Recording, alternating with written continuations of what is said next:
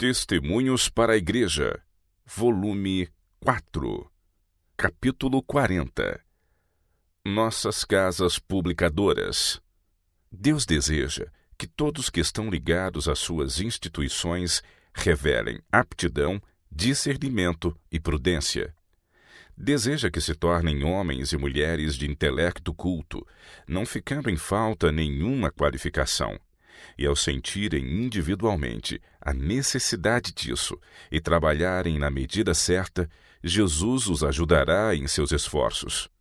Ao trabalharem no plano da adição, em assegurar as graças do Espírito, Deus atuará em seu favor no plano da multiplicação. O relacionamento com Deus dará expansão à alma, a exaltará, transformará e a tornará sensível aos próprios potenciais, e dará uma percepção mais clara da responsabilidade que repousa sobre cada indivíduo de fazer sábio uso das faculdades que Deus lhe tem concedido. Todos devem observar estrita economia no dispêndio de recursos, e devem exercer ainda maior fidelidade ao lidar com aquilo que pertence a outros do que ao administrar seus próprios negócios.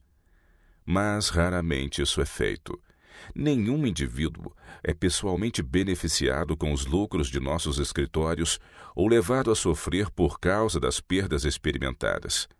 Todavia, a propriedade pertence ao Senhor, e sua causa é materialmente afetada pela maneira em que o trabalho é realizado. Quando os recursos da causa de Deus são limitados, é negligenciado o importante trabalho que pode e deve ser feito.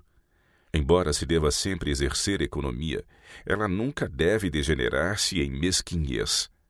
Todos quantos trabalham em nossos escritórios devem sentir que estão lidando com a propriedade de Deus, que são responsáveis pelo aumento do capital investido e que serão responsáveis no dia de Deus se, mediante falta de diligência e cuidadosa consideração, ele diminui em suas mãos. Todos são chamados a evitar desperdício de tempo e recursos.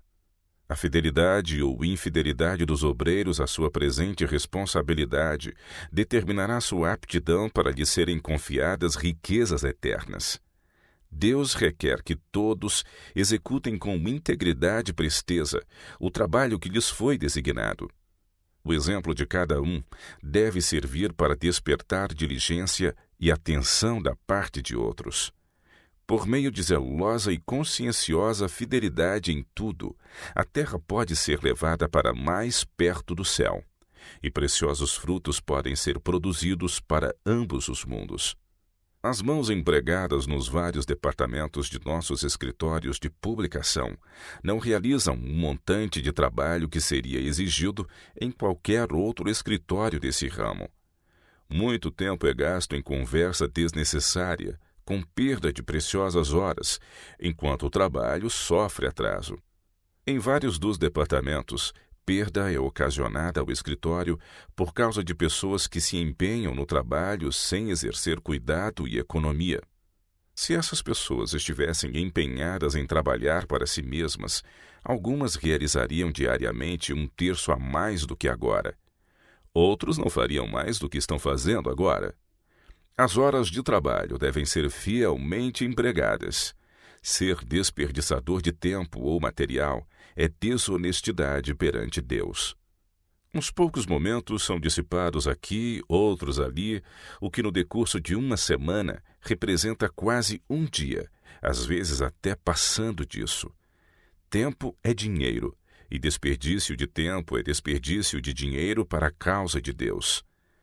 Quando aqueles que professam a fé são vagarosos e descuidados com o tempo, mostrando que não têm interesse na prosperidade da obra, os descrentes que são empregados seguirão o seu exemplo. Se todos empregassem o tempo da melhor maneira, muitos recursos seriam economizados para a causa da verdade. Quando o coração está no trabalho, ele será realizado com zelo, energia e prontidão. Todos devem estar atentos para ver o que precisa ser feito, aptos e rápidos para executar, trabalhando como se estivessem sob a supervisão direta do grande Mestre, Jesus Cristo. Por outro lado, perdas ocorrem por falta de cuidado consciencioso no uso de material e maquinaria. Há uma falha em cuidar de todas as questões maiores e menores, de modo que nada seja desperdiçado ou prejudicado pela negligência. Um pouco de desperdício aqui e ali representa uma elevada soma no decorrer de um ano. Alguns nunca aprenderam a exercer suas faculdades para economizar as sobras, não obstante a ordem de Cristo. Recolhei os pedaços que sobejaram, para que nada se perca. João capítulo 6, verso 12. Material não deve ser cortado para se obter um pequeno pedaço. Um pouco de cuidado consciencioso levaria a recolher e a empregar os pequenos pedaços que agora são postos de lado e desperdiçados. Deve ser dada atenção para economizar mesmo em algo tão insignificante como sobras de papel, pois podem ser transformadas em dinheiro. Por falta de interesse pessoal, muitas coisas que vão para o lixo seriam economizadas mediante poucos momentos de atenção cuidadosa no tempo certo. Eu me esqueci. Causa muita perda aos nossos escritórios. E alguns não sentem interesse em trabalho algum, nem coisa alguma, que não esteja relacionada à sua área específica de trabalho. Tudo isso está errado. O egoísmo sugeriria o pensamento: não me compete cuidar disso. Mas a fidelidade e dever motivariam todos a cuidar de tudo que está sob sua observação. O exemplo dos obreiros-chefes da encadernação é seguido pelos funcionários. Todos se tornam descuidados e negligentes, e um valor igual aos seus salários é desperdiçado. Uma pessoa conscienciosa e cuidadosa na chefia do trabalho economizaria centenas de dólares para o escritório em um departamento apenas. O princípio de economizar deve prevalecer em todo o escritório. A fim de economizar os dólares, os centavos e as moedinhas devem ser cuidadosamente entesourados. Homens que têm êxito em negócios sempre têm sido econômicos, perseverantes e ativos. Que todos quantos estão relacionados com a obra de Deus comecem agora a disciplinar-se cabalmente para ser zelosos.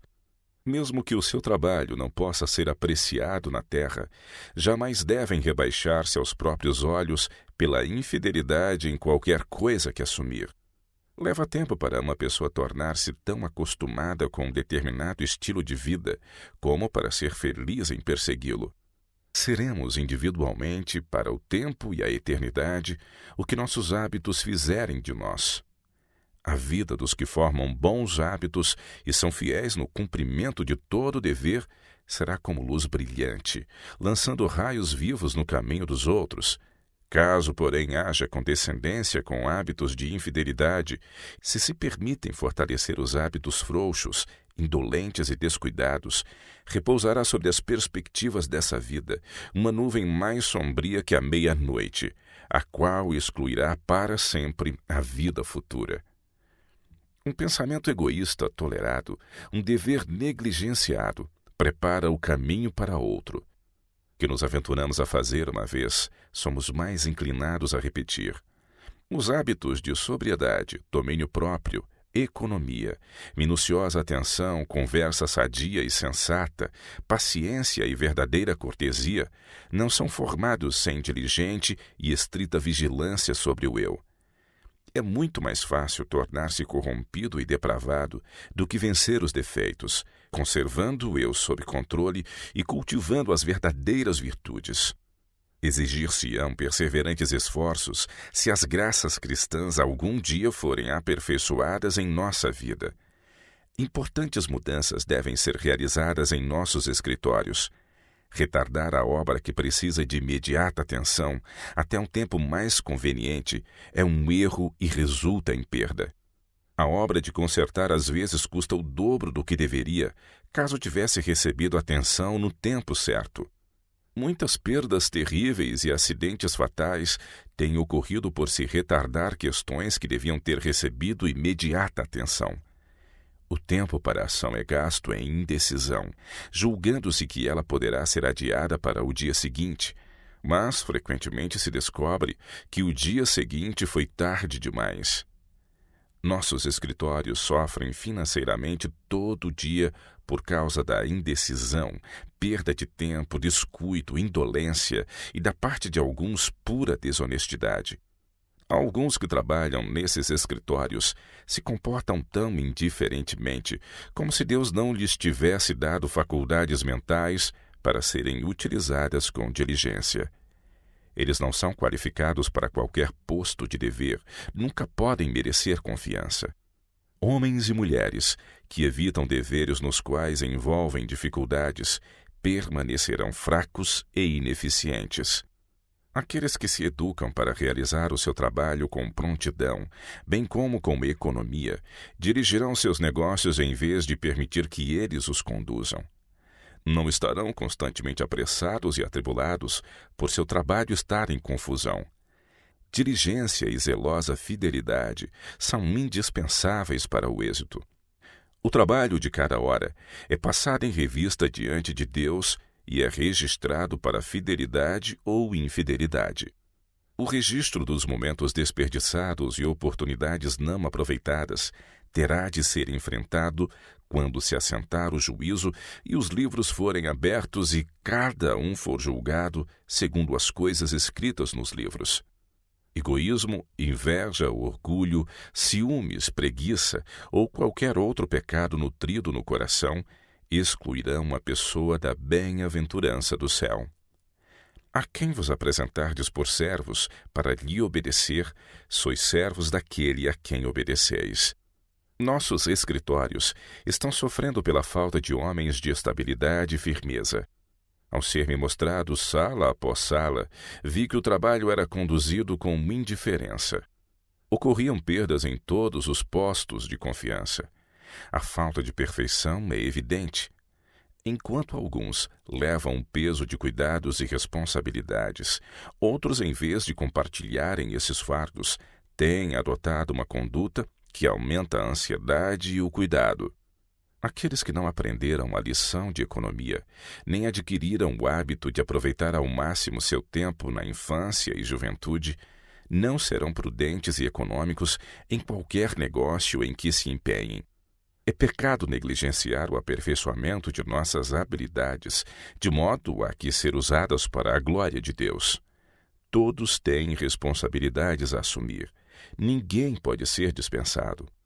Há uma variedade de intelectos e todos precisam de cultivo e treinamento em menor ou maior grau. Todo movimento relacionado à causa de Deus deve ser caracterizado por cautela e determinação.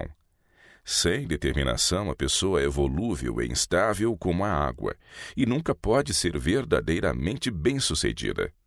Todos que professam cristianismo devem ser trabalhadores. Não há zangãos na família da fé. Cada membro da família tem alguma tarefa que lhe é designada, alguma porção da vinha do Senhor em que trabalhar. A única maneira de atender à ordem de Deus é estar constantemente perseverando em nossos esforços para maior utilidade.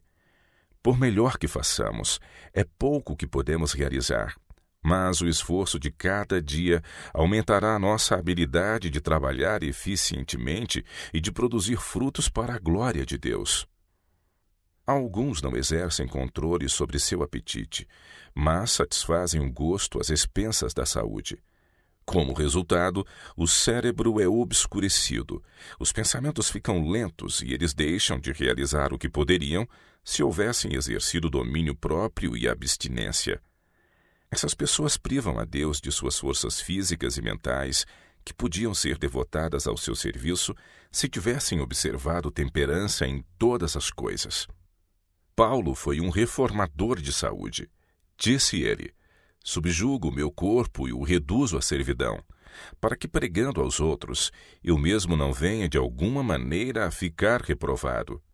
Ele compreendia que sobre si repousava a responsabilidade de preservar toda a plenitude de suas forças para que pudesse usá-las para a glória de Deus. Se Paulo corria o perigo de intemperança, nós corremos perigo ainda maior, porque não sentimos e compreendemos como ele a necessidade de glorificar a Deus em nosso corpo e em nosso espírito, os quais lhe pertencem. Comer demais é um pecado deste século. A palavra de Deus coloca o pecado de glutonaria na mesma categoria que a embriaguez. Tão ofensivo era este pecado à vista de Deus, que ele deu indicações a Moisés de que um filho que não pudesse ser restringido quanto ao apetite, mas que se empanturrasse com tudo que desejasse o seu paladar, devia ser levado pelos pais aos juízes de Israel para que fosse apedrejado e morto. A condição de um glutão era considerada sem esperança. De nenhuma utilidade seria ele para outros, sendo uma maldição para si mesmo. Em coisa alguma se poderia depender dele. Sua influência estaria sempre contaminando a outros, e o mundo seria melhor sem essa espécie de caráter, pois seus terríveis defeitos poderiam perpetuar-se. Ninguém que possua o senso de sua responsabilidade diante de Deus permitirá que as propensões sensuais controlem a razão. Os que isto fazem não são cristãos, não importa quem sejam ou quão exaltada seja a sua profissão de fé. A injunção de Cristo é: sede vós, pois, perfeitos, como é perfeito vosso Pai que está nos céus. Aqui ele nos mostra que podemos ser tão perfeitos em nossa esfera, quanto Deus o é na sua. Aqueles que trabalham em nossas casas publicadoras não estão progredindo como o Senhor gostaria que fizessem. A falta de interesse zeloso e abnegado na obra em que estão empenhados. Deus requer que esses trabalhadores em sua causa progridam diariamente em conhecimento. Deviam realizar uma melhoria de suas faculdades dadas por Deus para que possam tornar-se obreiros eficientes, aplicados e realizar o seu trabalho sem perda para o escritório. O mais sábio dos homens pode aprender lições úteis dos métodos e hábitos de pequenas criaturas da terra. A operosa abelha dá aos homens inteligentes um exemplo que bem fariam em imitar. Esses insetos observam perfeita ordem e não admitem nenhum ocioso em sua colmeia. Executam o trabalho que lhes foi designado com uma inteligência e atividade além da nossa compreensão. As formigas, que consideramos apenas praga para serem esmagadas sob nossos pés, são em muitos aspectos superiores ao homem, pois ele não aperfeiçoa tão sabiamente os dons de Deus. O sábio chama nossa atenção para as pequenas coisas da terra. Vai ter com a formiga, ó preguiçoso, olha para os seus caminhos e sê sábio. A qual, não tendo superior, nem oficial, nem dominador, prepara no verão seu pão, na cega ajunta o seu mantimento. As formigas são um povo impotente, todavia no verão preparam a sua comida. Destes pequeninos professores, podemos aprender uma lição de fidelidade. Caso melhorássemos com a mesma diligência as faculdades que um Criador todo sabedoria nos tem concedido, quão grandemente aumentaria a nossa aptidão para a utilidade. Os olhos de Deus estão sobre a menor de suas criaturas. Não considera ele, então, o homem formado à sua imagem e dele requer correspondente retorno por todas as vantagens que lhe tem concedido? Os escritórios de publicação devem ser postos em ordem. Aqueles que trabalham nessas instituições devem ter elevadas metas e uma profunda e rica experiência no conhecimento da vontade de Deus. Devem permanecer ao lado do que é correto e exercer uma influência salvadora. Toda alma que leva o nome de Cristo deve fazer o máximo com os privilégios desfrutados e fielmente realizar os deveres que lhes são determinados, sem murmuração ou queixa. A conversação de cada um deve ser de caráter elevado, visando conduzir outras mentes na direção correta. A pequena menção que se faz da bondade divina e do amor de Deus mostra a assinalada ingratidão e que Cristo não está entronizado no coração. Os escritórios nunca prosperarão, a menos que haja mais obreiros desinteressados e altruístas, que sejam homens e mulheres verdadeiramente tementes a Deus, abnegados e conscienciosamente independentes para Deus e o que é correto. O editor local da Review and Herald terá ocasião de falar com seriedade e firmeza. Ele deve colocar-se em defesa do direito, exercendo toda a influência que sua posição lhe concede. Pastor Wagoner foi colocado numa posição não invejável, mas não foi deixado só. Deus o tem ajudado, e dadas as circunstâncias, ele tem agido nobremente. O Senhor não o liberou de sua posição. Ele precisa ainda trabalhar em Auckland e São Francisco. Daqueles a quem Deus muito confiou, muito ele requer. Enquanto daqueles que têm pouco, é requerido conforme o que têm. Todos, porém, podem dar a si mesmos e, através de suas ações, mostrar fidelidade à preciosa causa de Cristo. Muitos podem reduzir suas despesas e assim aumentar sua liberalidade a Cristo. A abnegação por amor a Cristo é a batalha que está diante de nós. O amor de Cristo, disse Paulo, nos constrange.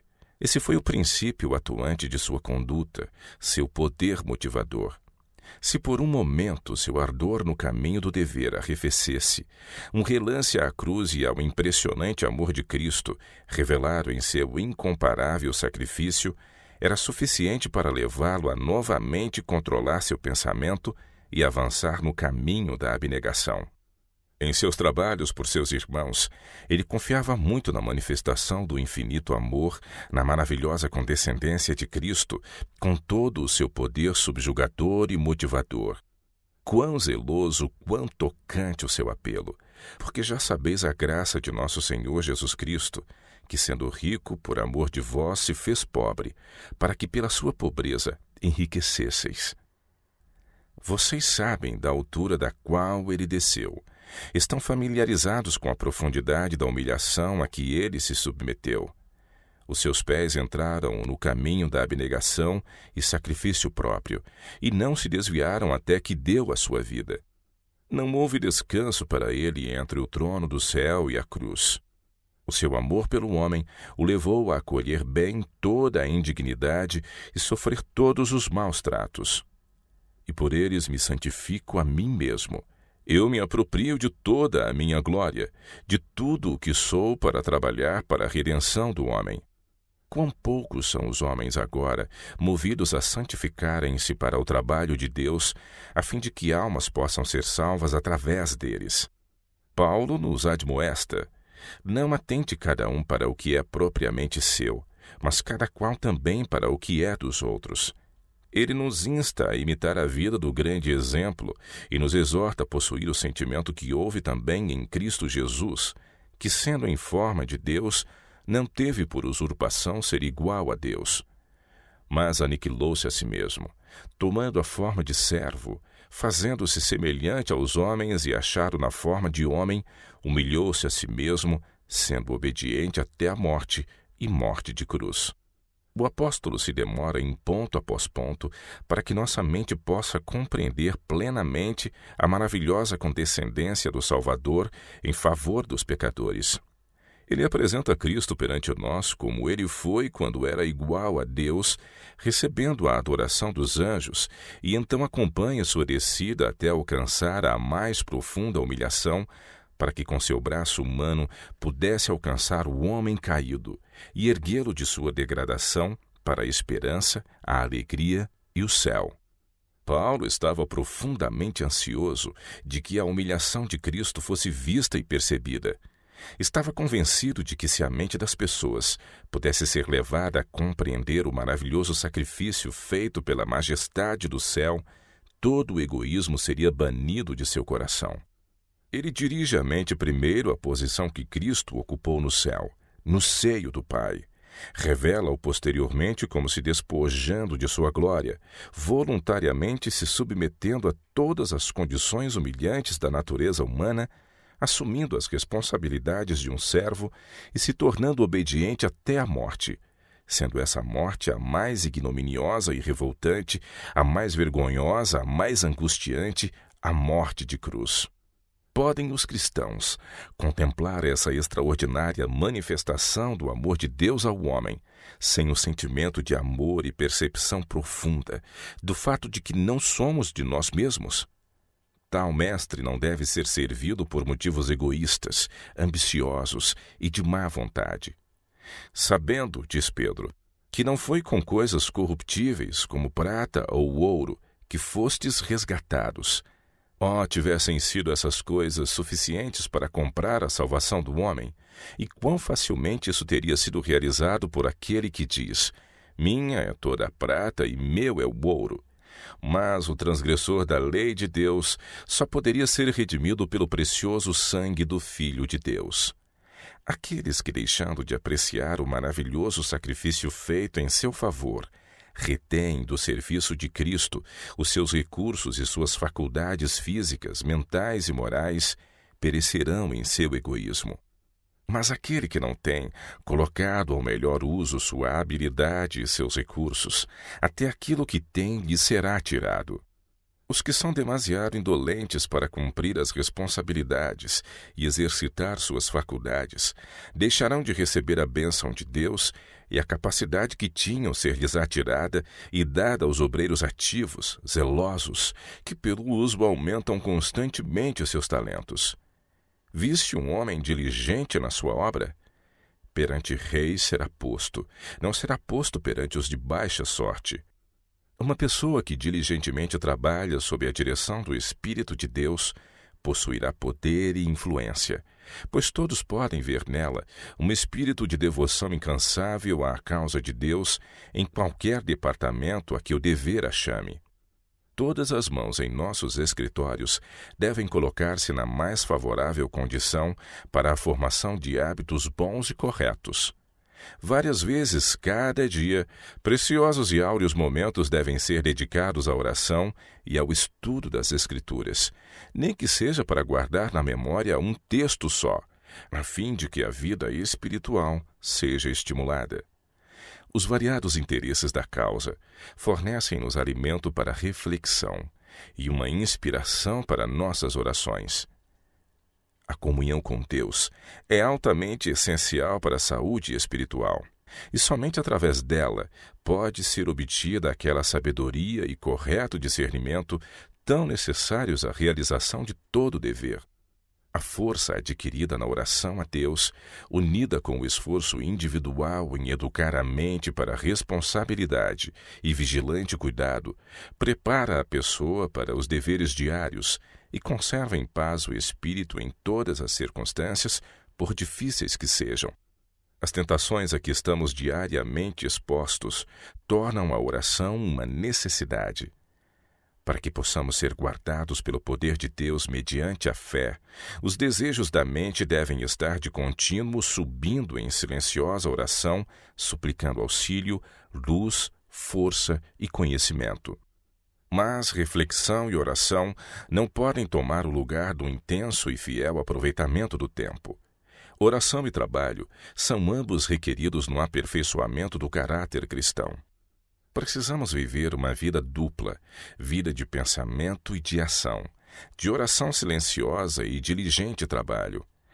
Todos quantos receberam a luz da verdade devem reconhecer como dever seu espargir raios de luz na senda dos impenitentes. Devem ser testemunhas de Cristo em nossos escritórios, da mesma maneira que na igreja. Deus requer que sejamos cartas vivas, conhecidas e lidas por todos os homens. A alma que, mediante diária e fervorosa oração, se volve a Deus em busca de forças, apoio, poder, terá aspirações nobres, claras percepções da verdade e do dever, elevados desígnios de ação e constante fome e sede de justiça. Mantendo ligação com Deus, seremos habilitados a difundir, entre outros, por nossa associação com eles, a luz, a paz, a serenidade que reinam em nosso coração e a dar-lhes um exemplo da inabalável fidelidade aos interesses da obra em que nos achamos empenhados. Em muitos que estão trabalhando em nossos escritórios, há quase total ausência do amor e temor de Deus. O eu reina e controla, e Deus e o céu raramente penetram a mente. Se essas pessoas pudessem ver que estão no limiar do mundo eterno e que os seus interesses futuros serão determinados por sua atividade presente, haveria assinalada mudança em cada mão empregada nesses escritórios. Muitos, porém, que estão empenhados na sagrada obra de Deus, estão paralisados pelos enganos de Satanás. Estão adormecidos em terreno encantado. Dias e meses estão passando, enquanto eles continuam descuidados e despreocupados, como se não houvesse Deus, nem futuro, nem céu, nem punição pela negligência do dever ou por fugirem à responsabilidade. Mas o dia logo se aproxima, quando o caso de cada um será decidido segundo as suas obras. Muitos têm um registro terrivelmente manchado no livro do céu. Quando esses obreiros se despertarem para a sua responsabilidade, quando colocarem sua alma poluída tal como é perante Deus, e seu ardente clamor apoderar-se de sua força, então saberão que Deus ouve e responde à oração.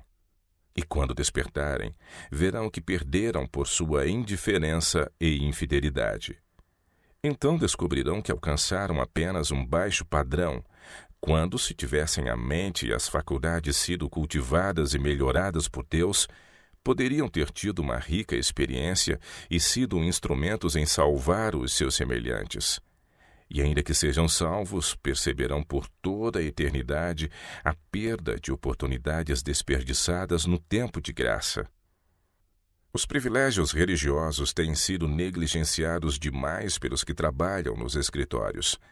Ninguém que trate esses privilégios com indiferença deve empenhar-se no trabalho de Deus, pois todos eles se associam a anjos malignos e são uma nuvem de trevas, um empecilho para outros. A fim de tornar a obra bem-sucedida, todos os departamentos dos escritórios devem ter a presença de anjos celestiais. Quando o Espírito de Deus atuar no coração, purificando o templo da alma de sua contaminação de mundanismo e busca de prazeres, todos serão vistos na reunião de oração, fiéis a seu dever e zelosos e ansiosos para colher todos os benefícios que possam obter. O obreiro fiel para com o mestre valer-se-á de cada oportunidade para colocar-se diretamente sob os raios de luz do trono de Deus, e esta luz será refletida sobre outros. Não somente deve a reunião de oração ser fielmente frequentada, mas realizar-se pelo menos uma vez por semana. Nela devem ser enfatizadas a bondade e as múltiplas misericórdias de Deus. Fôssemos tão livres para dar expressão à nossa gratidão pelas misericórdias recebidas como somos para falar de mágoas, dúvidas e incredulidade, poderíamos levar alegria ao coração de outros, em vez de lançar desânimo e trevas sobre eles. Os murmuradores e queixosos que estão sempre vendo desânimo pelo caminho e falando de provas e dificuldades devem contemplar o infinito sacrifício que Cristo fez em seu benefício. Então poderiam avaliar todas as bênçãos à luz da cruz. Enquanto contemplamos a Jesus, o autor e consumador de nossa fé, a quem nossos pecados traspassaram e nossas dores sobrecarregaram, teremos motivos para gratidão e louvor, e nossos pensamentos e desejos serão levados em sujeição à vontade de Cristo. Nas graciosas bênçãos que nosso Pai Celeste nos tem concedido, discernimos inúmeras provas de um amor que é infinito, e uma terna piedade que supera a anelante compaixão de uma mãe para com seu filho extraviado. Quando estudamos o caráter divino à luz da cruz, vemos misericórdia, ternura e perdão unidos à equidade e justiça. Na linguagem de João exclamamos: vede quão grande caridade nos tem concedido o Pai, que fôssemos chamados filhos de Deus. Vemos no trono aquele que traz nas mãos e pés e no lado as marcas do sofrimento suportado para reconciliar o homem com Deus e Deus com o homem. Incomparável misericórdia revela-nos um Pai infinito que habita em luz inacessível, contudo nos recebendo para si mesmo através dos méritos de seu Filho. A nuvem de vingança que ameaçava somente miséria e desespero revela na luz refletida da cruz a escrita de Deus: vivam, pecadores, vivam! Almas penitentes e crentes, vivam! Eu paguei o resgate. Temos de reunir-nos em torno da cruz, Cristo, e Ele crucificado deve ser o tema de contemplação, de conversa e de nossas mais jubilosas emoções. Devemos ter essas entrevistas especiais a fim de conservar vivo em nossos pensamentos tudo o que recebemos de Deus e de exprimir nossa gratidão por seu grande amor e nossa boa vontade de confiar tudo às mãos que por nós foram pregadas à cruz. Devemos aqui aprender a falar a língua de Canaã, a cantar os hinos de Sião. Pelo mistério e glória da cruz, podemos calcular o valor do ser humano. E então veremos e sentiremos a importância de trabalhar pelos nossos semelhantes, a fim de que sejamos exaltados ao trono de Deus.